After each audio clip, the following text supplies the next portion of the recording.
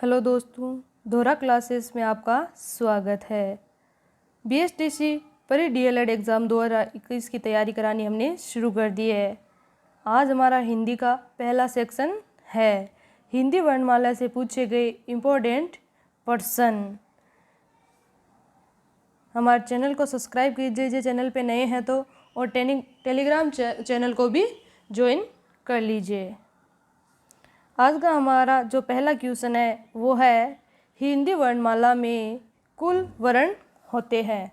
हिंदी वर्णमाला में कुल वर्ण कितने होते हैं आपको बताना है। कुल वर्ण है वो कितने होते हैं हिंदी वर्णमाला में।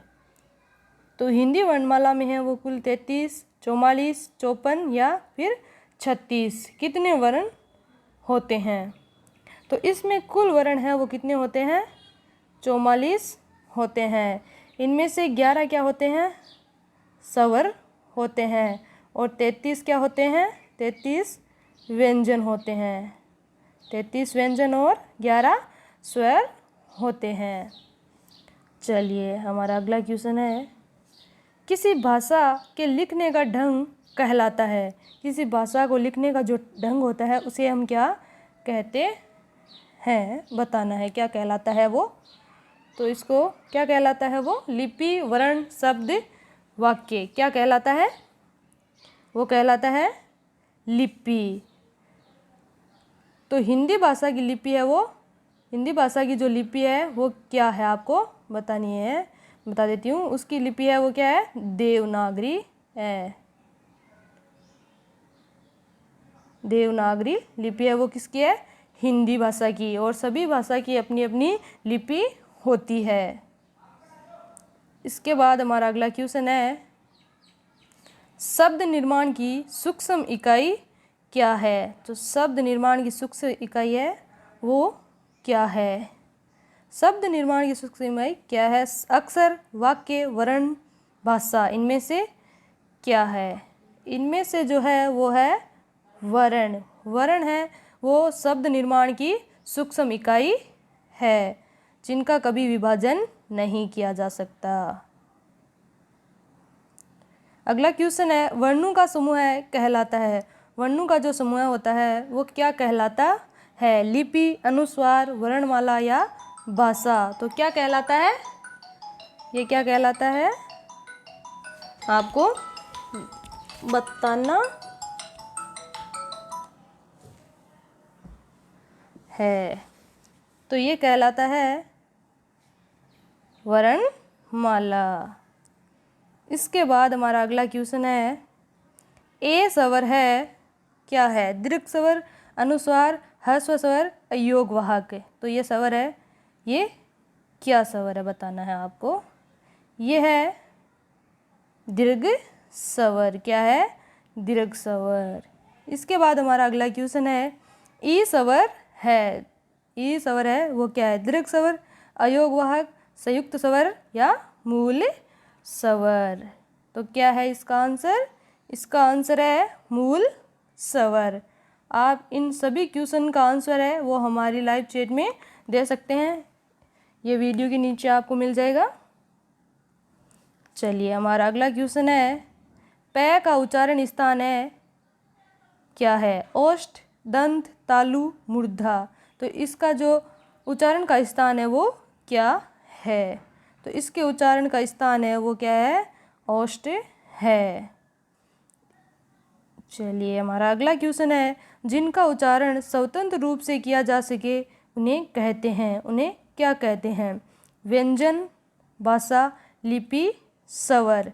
तो इनको क्या कहे, स्वतंत्र उच्चारण है वो किया जा सकता है, किन्हें कहते हैं, उन्हें कहते हैं, क्या कहते हैं। तो उनको क्या कहते हैं, उनको कहते हैं स्वर। स्वर है वो हम बिना किसी सहारे के बोल सकते हैं, किसी सहायता की ज़रूरत नहीं है उन्हें बोलने के लिए।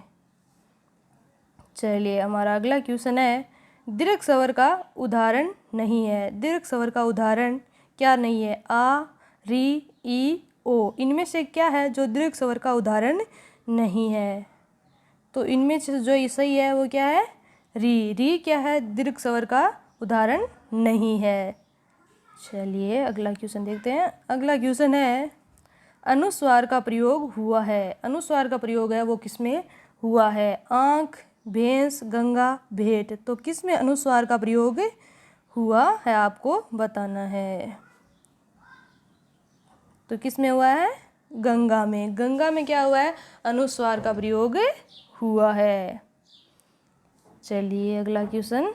अगला क्वेश्चन है स्वरों की संख्या होती है। ये तो सबको पता होता है, ये तो बच्चे को ही पता है कि स्वरों की संख्या कितनी होती है। तो कितनी होती है बतानी है आपको। कितनी होती है? स्वरों की संख्या है वो कितनी होती है? 11। और व्यंजनों की संख्या कितनी होती है? 33 होती है। ठीक है, चलिए आगे देखते हैं हमारा अगला क्वेश्चन। अगला क्वेश्चन है स्पर्श व्यंजन होते हैं। स्पर्श व्यंजन है वो कितने होते हैं? 36, 33, 4, 25। कितने होते हैं बताना है। तो स्पर्श व्यंजन है वो कितने होते हैं? वो 25 होते हैं। ठीक है, आगे वाला क्वेश्चन देखते हैं अपन। व्यंजनों की संख्या है, तो व्यंजन होते हैं वो हिंदी में व्यंजन कितने होते हैं बताना है। 33, 36, 25, 12। ये तो सबको ही पता है कि व्यंजन कितने होते हैं। तो ये कितने होते हैं? 33। और स्वर कितने होते हैं? 11। चलिए अगला क्वेश्चन देखते हैं। गे का निर्माण हुआ है। ग प्लस ये, जय प्लस न, ग प्लस जय, जय प्लस न। किससे हुआ है गे का निर्माण आपको बताना है। तो गे का निर्माण है वह जय प्लस ण से हुआ है। किससे हुआ है? जय प्लस ण से। चलिए अगला क्वेश्चन देखते हैं। अगला क्वेश्चन है ढ और ड व्यंजन। ढ और ड व्यंजन है उसम, अंतस्थ, घोष, उत्शब्द क्या है बताना है। इनमें से क्या है? तो ये है उति शब्द। चलिए अगला क्वेश्चन देखते हैं।